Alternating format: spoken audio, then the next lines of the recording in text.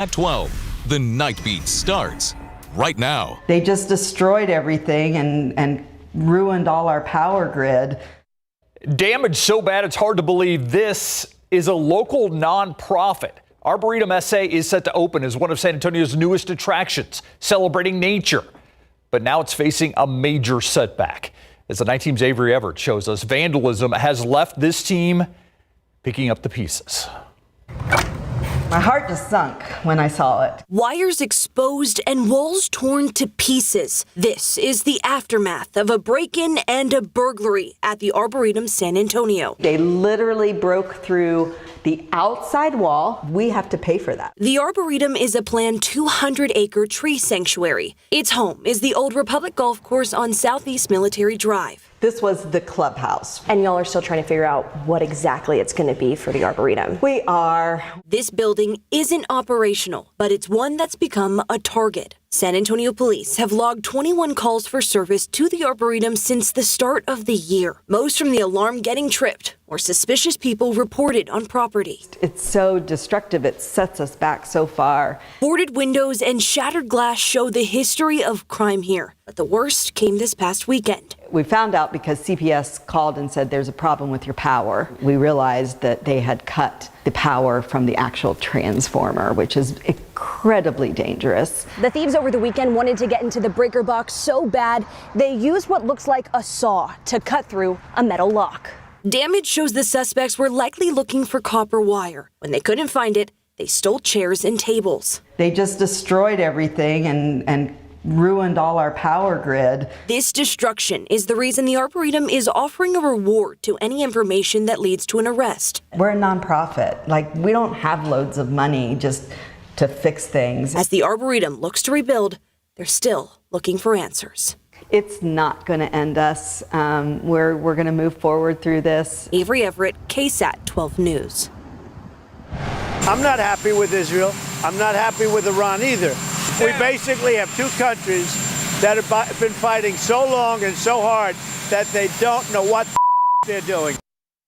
To the Middle East, where a fragile ceasefire appears to be holding. That's according to President Donald Trump, who expressed frustration that you just heard with both Israel and Iran. The president saying the countries violated that ceasefire overnight. Tonight, we're also waiting to learn about the full extent of the damage at Iran's nuclear facilities following the U.S. airstrikes over the weekend. You might remember the president, the night of the strikes, said the sites were completely destroyed, obliterated, I believe is what he said. Well, now sources close to the operation reportedly saying the program was likely only set back a few months. It's something we'll be monitoring closely in the coming weeks. We know lots of people here at home have been asking what's happening domestically in response to what's been going on overseas. Well, today, Joint Base San Antonio Lackland announced they'll be taking increased security measures following guidance from United States Northern Command. A spokesperson for the base said, quote, installation commanders have the authority and responsibility to implement and enforce FPCON and security measures to ensure the protection of personnel and property. Due to OPSEC concerns, we do not discuss specific measures that may be implemented, end quote. This has nothing to do with anything about sexual orientation or hate crime. This has to do with a very long time of torment in that neighborhood. He has the support of his neighbors. He has support of other people that know the real truth about the circumstances. He's saying it was self-defense. The man you just heard from, former district attorney and attorney Nico LaHood, the attorney representing this man, Cifredo Ceja Alvarez, who's accused of killing local actor Jonathan Joss early this month. Alvarez now charged with murder after Joss was shot and killed on his Southside property on June 1st. Many are wondering if this act would possibly be considered a hate crime. Joss's husband went on social media to say that a man approaching them yelling homophobic slurs happened the same night of the shooting. San Antonio Police Chief William McManus previously said the district attorney's office would determine if the hate crime designation would be used. But LaHood, again, who represents the defendant in this case, says in his opinion, this isn't a case of a hate crime. LaHood believes Alvarez acted in self-defense and says there is no evidence to support that stance. KSAT 12 found an ongoing feud had been occurring between the neighbors, and officers had been called to the property more than 60 times in less than 2 years. Alvarez has yet to be indicted, but he does have a court hearing scheduled next month. If found guilty by a jury, he faces up to life in prison. KSAT staying on top of the deadly flooding our community saw almost 2 weeks ago. 13 people killed in those floodwaters, many of them in this area that you see behind me. This is the Bidle Creek area near Perrin Bidle and Loop 410. Tonight, we've learned new details surrounding this tragedy. On June 9th, 3 days before that flooding, crews cleared out the drainage culverts near Vicar Drive and Perrin Bidle, where 11 people were swept away and killed. A 12th person died upstream. A 13th victim swept away in Leon Creek near Callahan and Highway 90.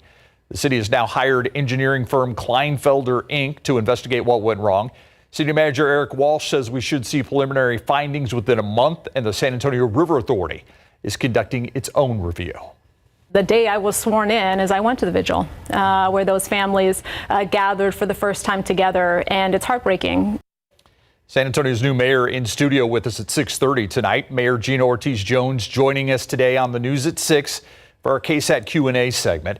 She talked about the recent flooding and how she was at the vigil for the victims. She also spoke a little bit about what she wants to see happen next.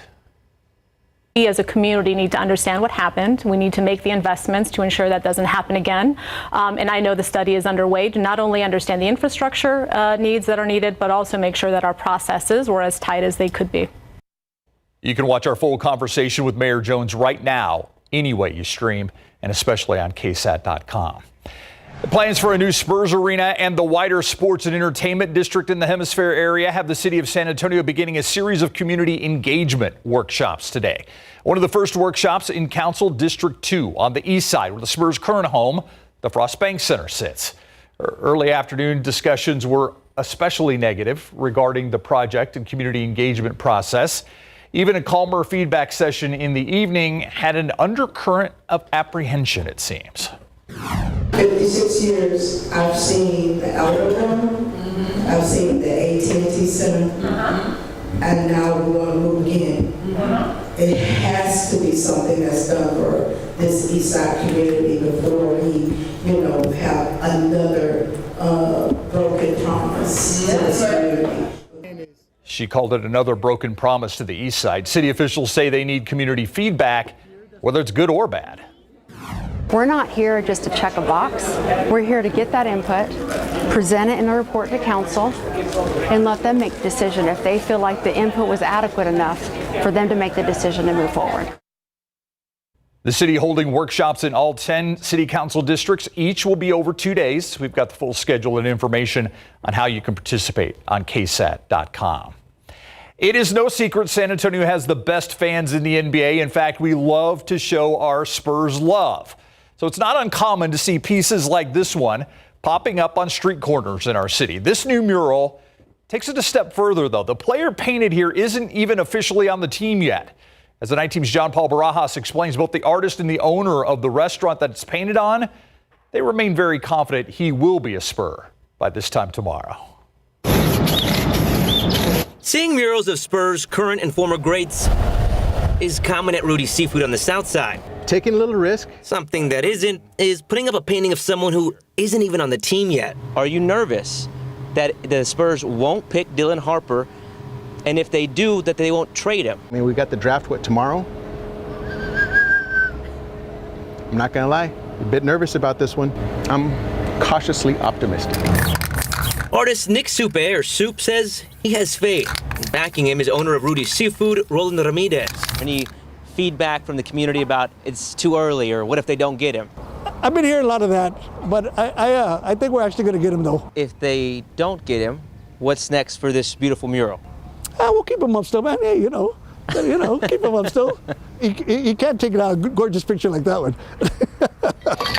Both say, regardless, the buzz and excitement for Spurs basketball is building. Well, you'll see that once the season starts, they go crazy. The whole town just gets together, and just backs up the Spurs. They're more than a team, they're a family. They'll get a little goosebumps thinking about that. And time will tell if 8 hours spent painting during the South Texas summer heat will be worth it. With the number 2 pick, the San Antonio Spurs select Harper. I believe it. I got faith. John Paul Barajas. And that is all she wrote. Forgot a little spot there. KSAT 12 News. I love that Rudy Seafood does that. By the way, a reminder, the 2025 NBA draft tomorrow night. As of tonight, the Spurs have the draft rights to the 2nd overall pick and the 14th overall pick. We're going to keep things easy for you tonight. You can watch the draft right here on KSAT 12. Tips off tomorrow at 7 p.m. Mary Rominger will have a preview coming up in this newscast later in sports. All right, the stores are open. Fireworks officially on sale ahead of the 4th of July holiday. And this year, the sky celebration might just be a little more colorful. And how do tariffs weigh in on this whole thing? We'll explain next on the Nightbeat.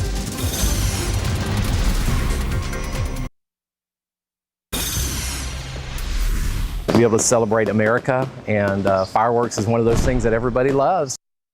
Hot dogs, apple pie, fireworks. America's birthday just around the corner. That means fireworks season is here.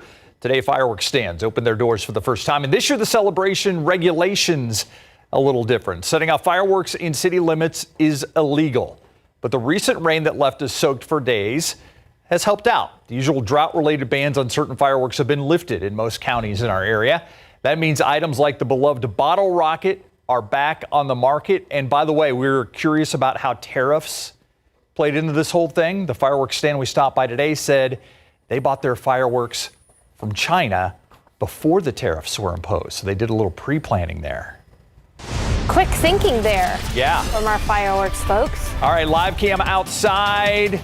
It's a nice night. Yeah. Another nice day in San Antonio. And some people got some rain, Sarah. And some people, in fact, some neighborhoods got a lot of rain. Steve, I want to start by showing a quintessential San Antonio picture sent in to our KSAT Connect.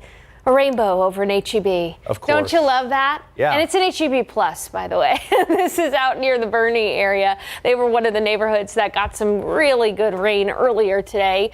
The high temperature, only 94 degrees. That is just 1 degree above what is average for this time of year.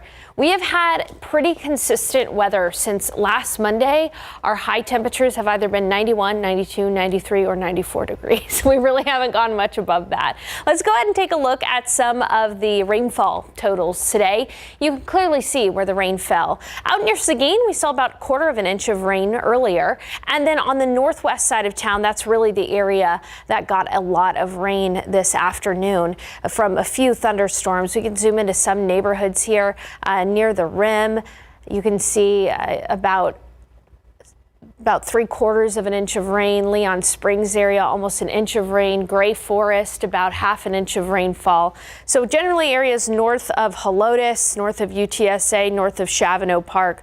Those are the areas that got a lot of good rain. And also 1604 and 281 here on the north side as well. About 1/2 inch of rain. This is a great example of the kind of rain we're expecting tomorrow. Kind of spotty in nature, right? There will be a majority of us that miss out on the rain tomorrow, but those that do get rain could easily see about 1/2 inch of rainfall. We need any little bit that we can get because we're still in extreme and exceptional drought in San Antonio. In fact, it would take something like a tropical storm to really help us get out of drought, a weak tropical storm. Speaking of, there's a post-tropical storm, Andrea, which has fallen apart over the Atlantic. That's actually the first named storm of the season. And I want to show you what the names are going to be for any kind of tropical cyclones that develop out there. We were making the joke earlier at the news at 6. Poor Karen. Recently, the names Karen have really been put through the ringer. And there could even be a Hurricane Karen. But you can see there's plenty of names here. Take a look at that. It's always fun to see if your name is on the list for this year. You can see we've got some interesting names on there as well. We'll probably not make it all the way down to the end of the alphabet. This season is expected to be a little bit more active than usual, but not as active as years past. Heat high, fully in place on the east side of town, east side of the United States rather, and those areas are looking at heat index values as high as 108 tomorrow in Washington, D.C. It'll feel like 103 in New York tomorrow and 103 in Pittsburgh, hotter than San Antonio. It's not so often that these areas are hot hotter than the Alamo City, but that's going to be the case because that's where the heat high has decided to park itself. And hey, at least it's not right overhead in Texas. As we look at the futurecast tomorrow, notice again, a lot like today, storms will develop out near the coast and they will try to make a run for that I-35 corridor in the afternoon. Time frame for San Antonio around 2 p.m. to sunset. These storms are going to be fueled by the sun. So once we lose that sun through the sunset, we're going to see our rain chances go with it. Similar story on Thursday, about 20 to 30% coverage each day. Thing to keep in mind is that the timing would be mainly the afternoon through the sunset. Amounts like what we saw today, at most a 1/4 inch to 1/2 inch of rain. And I know there's some sensitivity to the risk for flooding, especially because of that horrible flooding event we got about a week and a half ago. The good news is the risks are very low from many of these thunder showers. The only impact would be outdoor activities would be briefly interrupted. I know there's some daytime summer camps, those kinds of things. Just brief interruptions as those showers quickly move on through. Tomorrow, waking up at 75 degrees. We'll be looking at a few storms in the afternoon, around 2 p.m. to 6 p.m., 92 for the high temperature in San Antonio, feeling like 98. Looking ahead to the next several days, we'll be seeing high temperatures pretty okay for this time of year, low to mid 90s. Looks pretty good. Steve. All right, thank you, Sarah. We've been monitoring some breaking news. There is an apartment fire that I believe has been brought under control, happening on Barrington Street near Loop 410 and Starcrest. Give you an idea of the area we're talking about. It's not far from St. Mary's Hall, not far from Northeast Baptist Hospital. Avery Everett is out there live now, but I believe Joe Arrington with the San Antonio Fire Department is speaking now. Let's listen in just a little bit. If need be. Joe, why call it a second alarm fire? So any kind of working fire in an apartment complex, it's pretty much our standard protocol. We're going to upgrade it to a second alarm. Get all those resources coming, get them here if you need them, if it grows, if it spreads. Fortunately, we were able to cancel all those second alarm crews and they're back in service in their respected areas of town. But anytime we have a working fire in an apartment, because of the type of structure, have the large, the possibility for it to spread, we're always going to upgrade it to a second alarm. How long do you expect to be out here tonight? We'll be out here a while longer. We've got a long, you see our large hose going stretching to a hydrant outside the complex. So traffic's going to be an issue, obviously, on Barrington, Starcrest, that area. So you don't have to be over here, don't be, kind of thing. But hopefully we're going to wrap it up pretty quickly and start getting some crews back in service. Rotate our first, like I said, our crews, lack of a better way of saying it, they busted their butts when they got here. It's still warm out, still humid. We're getting those first-in crews that did a great job getting that fire contained and keeping it from spreading. We're getting them recycled through with fresh crews in there. So we'll be here for a while. Hopefully not too long, but we'll have crews maintaining, making sure that all the hot spots are taken care of. Thank you. Thank you, Joe. Hey, Steve, can you still hear me? Yeah, I can hear you, Avery. I just want to confirm some things. That was Joe Arrington, the San Antonio Fire Department spokesperson. Avery Everett joining me live. Avery, this fire's contained, correct? Yes, it has been contained. They're still working on hotspots. The apartment security actually came to us and said that we have to leave the property. So our photographer, Emilio, we're going to walk to the public sidewalk because they took our name and our information and asked us to leave. So you just heard from Joe Arrington. That fire happened around 9:30. That's when they first got calls for it. We were told that it happened at the second story. And when they arrived, they did see one person jump from that second story onto the ground level. That's the only serious injury from this fire. They said that they took a couple of other people. That person was taken to the hospital. They took a couple of other people for smoke inhalation, other minor injuries, but really that was it. They were able to put the fire out. It was called to be a second alarm, which just means they needed more people to be able to put out that fire. But other than that, it was put out. They're still working hotspots. They said they're going to be around here for the next couple of hours. 8 units in total were impacted, but it didn't really spread from building to building. So that's really all we know right now. We're going to continue to walk to the sidewalk. Steve, I can answer any other questions if you have anything. No, I think that's great, Avery. I just wanted to confirm, make sure that it was contained. It seems like they were very happy about everything. 3 people treated, 1 person, like you said, jumped from that balcony, but it is contained tonight, and they do not believe it will spread to other units, correct? Correct. That all sounds correct, yes. Yeah.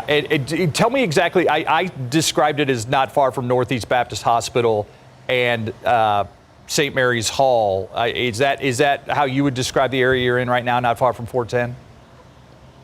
Yeah, we got off on Starcrest, and it's between Starcrest and Perrin-Beitel, but it's just off of Barrington. So Barrington's the road that connects Starcrest and Perrin-Beitel, other than 410. So it was on Starcrest at Barrington, and then we immediately got to this apartment complex. We saw dozens of fire trucks. You can see one right over there right now. Just positioned along all of the different street corners here. So like Joe Arrington said, the spokesperson for the San Antonio Fire Department, traffic has been an issue in this area because of the fire, but we might see those crews start to fade out now that the fire has been contained. Yeah, obviously a fire is not a good thing, but the fact that it didn't spread, it wasn't worse than I think they originally feared. I heard Joe say just minutes ago that they got there fast. Exactly. They got there fast because they heard that people were inside, but like I said, one serious injury so far. Great. Avery Everett reporting for us live from near Starcrest in Barrington. Avery, thanks for that report. We're going to take a break. We'll be right back with sports.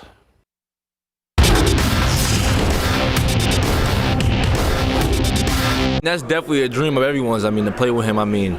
He covers the paint from arm to arm. He's really a force out there. No one really stop him. You can only try to contain him. But just from a standpoint of just being a point guard and seeing him, all the lobs you could throw, he could bail you out of a lot of spots, and just how much he impacts the game, honestly, is amazing. Dylan Harper can see it now, playing alongside the alien, Victor Wembanyama, in Big Board Sports.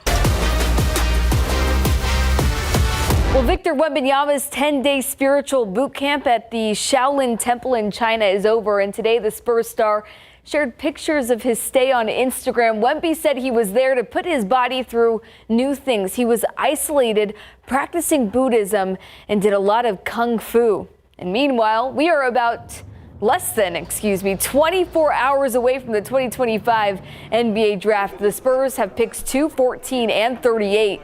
And an opportunity in front of them to continue building around their centerpiece and future of the franchise, Wembanyama. The questions really begin, though, after the number 2 pick. Sports director Larry Ramirez was there in Manhattan for pre-draft media availability with more. Larry? Yeah, thank you very much, Mary. We are less than 24 hours away from the start of the 2025 NBA draft. And by this time tomorrow night, former Rutgers guard Dylan Harper could very well be a member of the San Antonio Spurs. Earlier today, during his media avail, he told us that he's in the dark like the rest of us when it comes to knowing who's picking him at number 2. Yeah, I'm just like the rest of you guys. The NBA, you never truly know until it happens. So, ain't nothing set in stone until tomorrow at 8 o'clock, but there's been high hopes, and love that organization, love every other organization, so just gonna stay open. Harper worked out twice for the Spurs, once in San Antonio and the other time at his former high school in New Jersey. What was that like for him? They were great. Great organization, great people all around from top to bottom.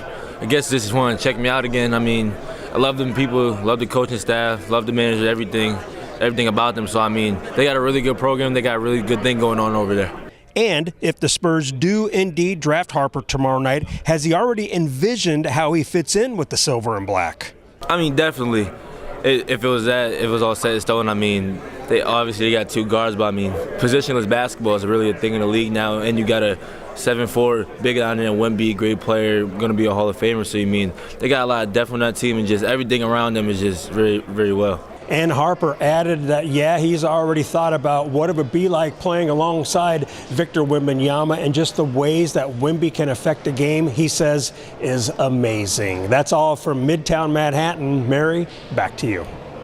Thank you, Larry. Well, here's a look at the Spurs draft profile. 2 top 15 picks in the first round and 1 at number 38 in round 2. Historically, the Spurs have made 5 selections in the top 5, 4 of which earned Rookie of the Year honors. And tomorrow it all goes down live on KSAT 12. The NBA draft will air after 7 o'clock after the 6 o'clock news, and we'll have instant reaction and announce who the Spurs pick at number 2 live on KSAT Sports Now. We'll be right back.